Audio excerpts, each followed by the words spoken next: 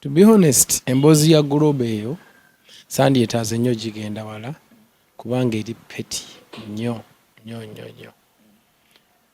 It's one of the pettiest thing I've ever had. Kati, how can we discuss that?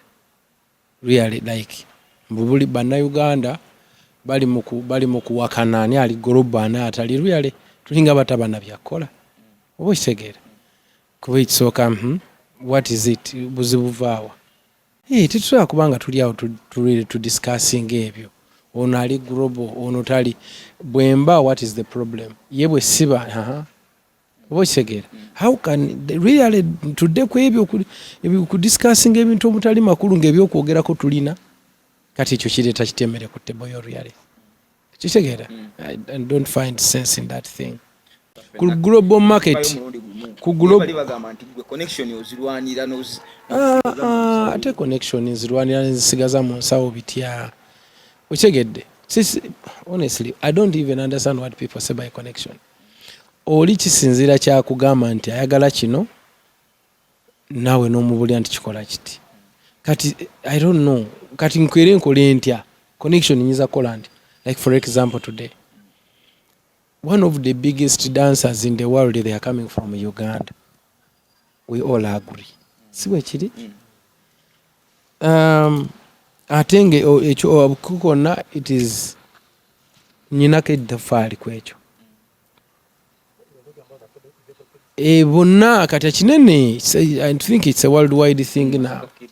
The biggest they are coming from Uganda, Masaka Kids, Ghetto Kids, Galaxy, Hypers, Banji, Infinix, Banji, Oshegera, Fire Stars, Banji, Nenga Bonabava one, and they have traveled all over Oshegera, all over the world.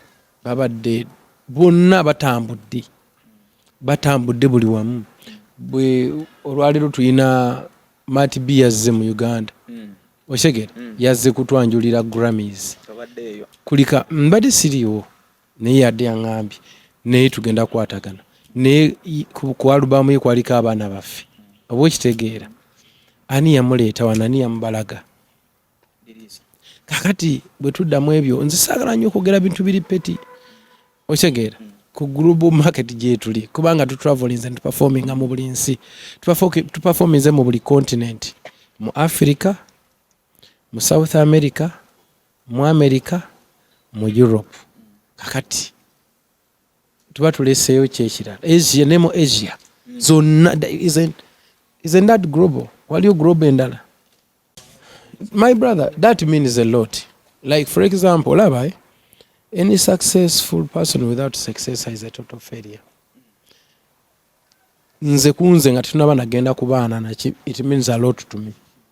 Okisegedde ng'omuntu akera ku macha nenkuba nensagula nensaka nendeteeka. Ekyo kirina kitegeeza kingi nnyo ku nze. Kiraga nti olugendo lwange Mukama alutaddeko omukisa. Lublesinze. Ekyo nno kinene. Then bwe tuvaawo ne kidda ku baana. Okumanya nti kisoboka. By the way tukyafuna Grammy nyingi nnyo wano mu Uganda. Lwa nsonga tutegere nti kikola ki? Kisoboka. So it means a lot. Ministry ya finance yavaayo nekwebaza ntokosa obulungi sente zimwawe wazali bilioni 5 kwa account mu China yo bilioni 2.8 something. Yes, very true. But that was by then. By that time when we submitted the accountability. Kati zaake endeerako.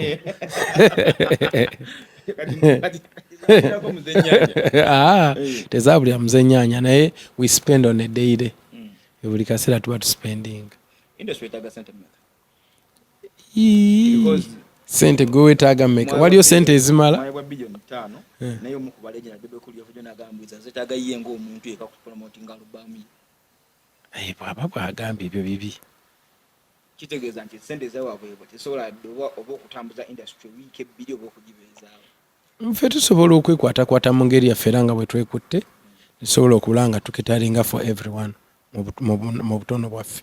Tutambulira tukyatambula.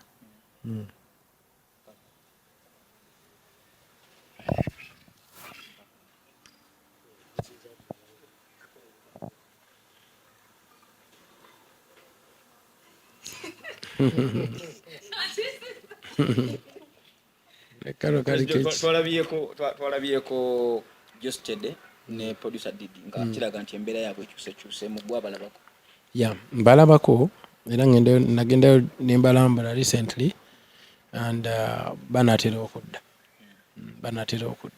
era tuli mu process ya kumaliriza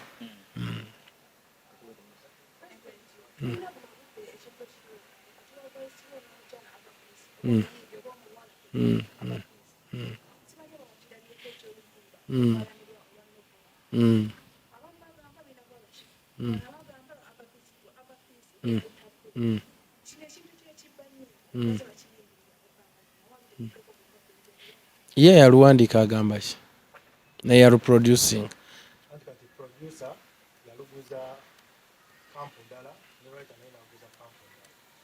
producer munani yali nnyini luyimba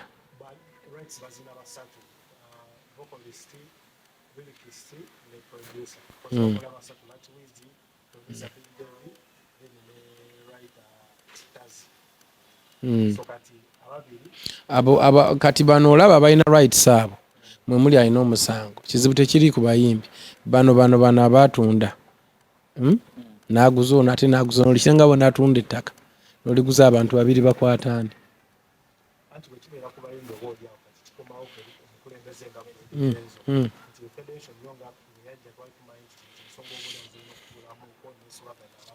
ekintu ekyo ekyoluyimba olwo kiri political okitegeera kikyakutankula ntalo oba okitunuulira bwoti n'okisaaminga apo kirimu okwagala okuleeta entalo naye it will be solved. Abadde okwemulugunya nti oba oliawo abayimbi ba federation gisuuliridde kati olinnyo mu kalulu. Mbadde nyina okuba mu kalulu naye kaawedde toti kati wende egenda kuddamu okubeera nga yaliyo every Tuesday oba egenda sigala nga weeri. Ejja kudda every Tuesday naye kati tubadde bize ate kati tuli mu kugenda na mugundi ne mu sensitization za copyright management system. But after that we are going to come on every Tuesday naye kati tukola once a month every last Tuesday of the month. Naye tujja kudda ku every Tuesday program.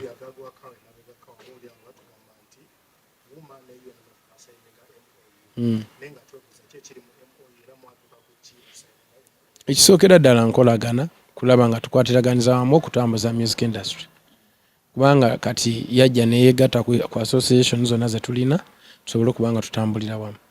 Simple as that.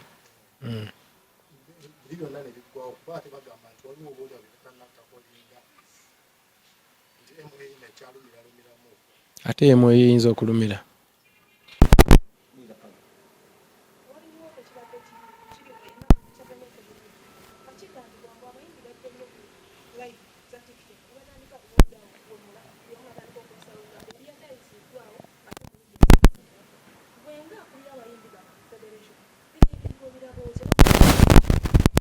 Amanyi abantu balina freedom of speech.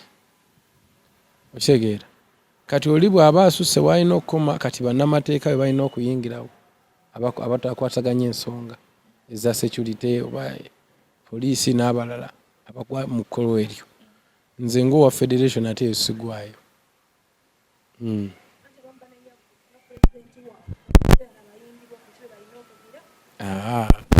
Si bwe kiba omuntu tasobola kumumalako mirembe olw'okuba oli mukulembeze we okuggyako nga kikwatagana na music naye ebyo bye boogera bye bakola ewaabwe kuggyako nga be beetaaza obuyambi.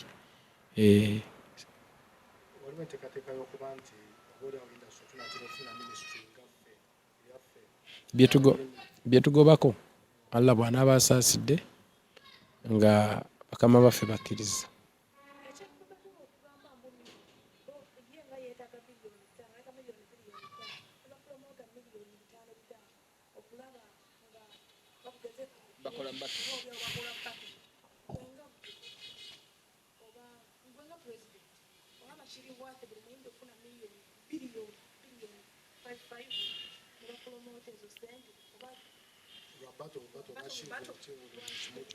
Ekisooka for them it is big.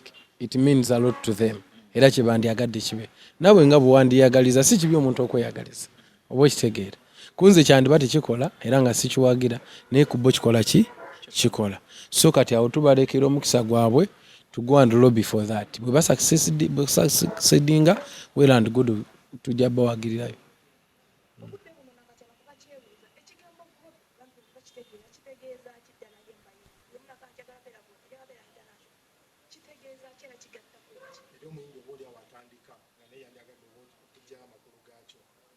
Kigambo group. Saka nnyo okuddamu ebyo ebiboozi biri peti. Mwagala kunnafuya ate munzize nnyo mu mboozi ez'ekinafu oba okitegeera. Mumbuuze ku bintu ebirala naye how can we even discuss that? Nkugambye ekigambo kimu. Performance mu Africa kati nzira mu continent n'ensi tuziveeko. I have performed in Africa. Mukimanyi. Performance mu Europe. Mukimanyi. Performance mu America. Performance mu South America ne mu Asia. It is on record. Mbaki. Kati simanyi kyo nkirekedde gwe.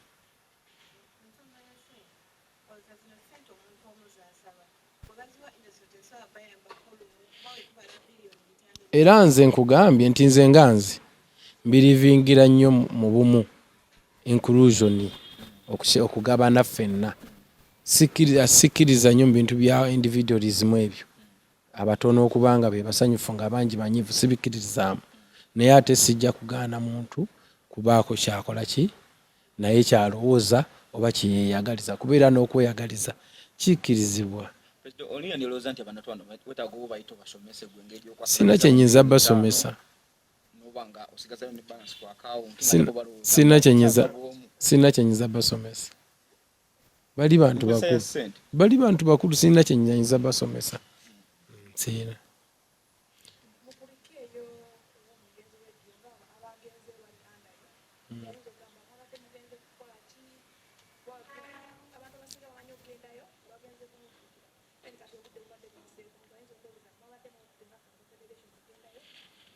Ekisookera ddala yabadde birthday y'akawala ka radio era jjo lwe twagicelebrate nze kwalu akalirya n'embabazi.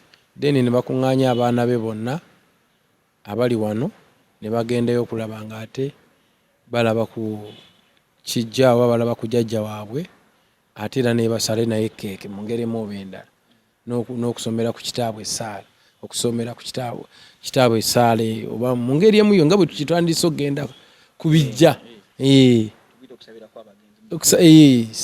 Yes. Oba dduwa.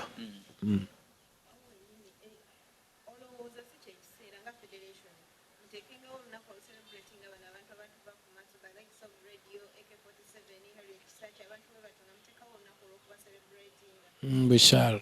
It's a good idea. We shall. We have it in plan.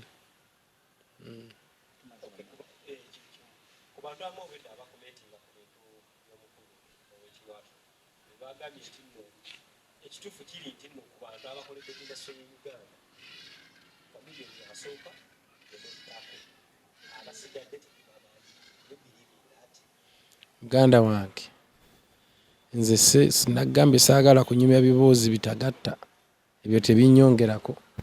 Nze bwe nakeera okuyimba saagera ku makya competinga muntu yonna. I compete myself and I'm grateful for whatever I have achieved and what I've achieved for my country. Ensi yange njiraze nti kisoboka. Ate n'abaana abalala nkomyewo nyingidde mu policy mbatemere ekkubo in terms of economic empowerment. Kati ebyo bisigadde saagala nnyo bigendamu. Nze siri muwagizi, nze emboozi z'abawagizi. Ezo mboozi zeeyo kati mwe musobola okukwatagana ne bannammwe ne munyumya emboozi ezo ne zibanyumira nnyo.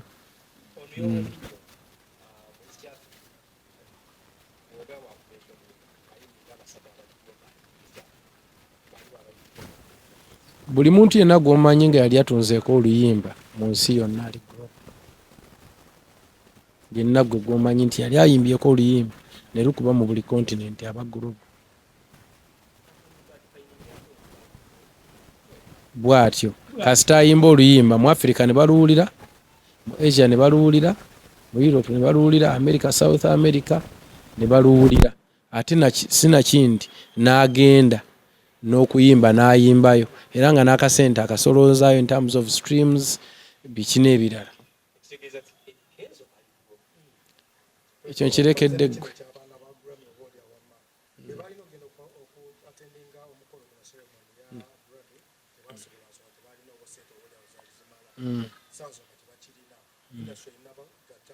naye abamu twabasapootingamu nabawaayo ku ssente abamu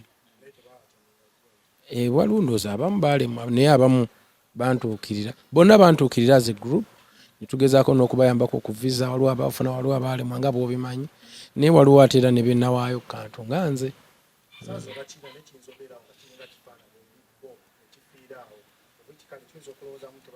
tekisobola kufiira awo olwedde kye bakoze kimala ekyo kiraga nti wano tukoze ki Uganda is a Grammy winning country kiwedde that is beautiful ekyo kigenda kutubanga kiraga abaana n'abazzukulu titwakikola ate n'abalala bagenda kukikola kuba bategere kikola ki bo bano omulimo gwabwe bagukoze oba omusanze mu kyalo nga yaddayo kulima oba omusanze we kyakikoze akikoze ki kigenda kutemera ekkuba abalala tulina kumala ate kugitunda ate mufunemu bilioni 8 smart bakusange nga wakola oti bibisoboka mu ngeri mu bendala naye kino kyo kiba kikoleddwa nga kikoze ki nga kiwedde bino ebisigadde ebinyumizibwako biba bingi nnyo naye eyo mboozi abantu gye banyumya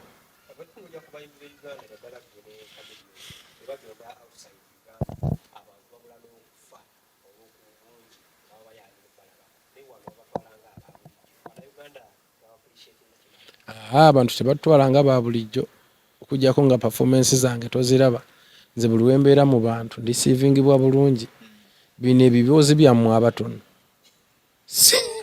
tobitwalanga byabangi abo abantu betubeeramu senga bakera ku makya nga tebaku appreciate nze ekyo kyetukola toyinza kikola so nze ndi musiimu bisigadde byammwe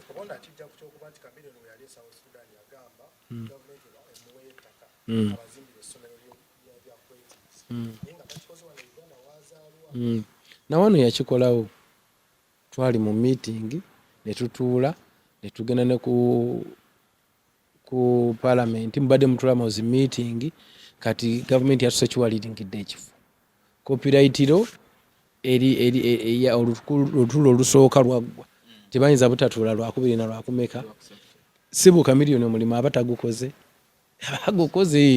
bagukoze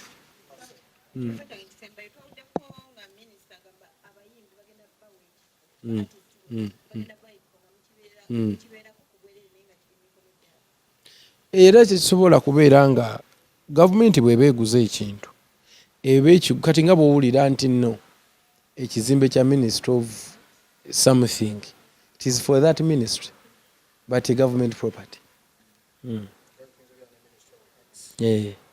yes mbaweeke abantu mbaweeke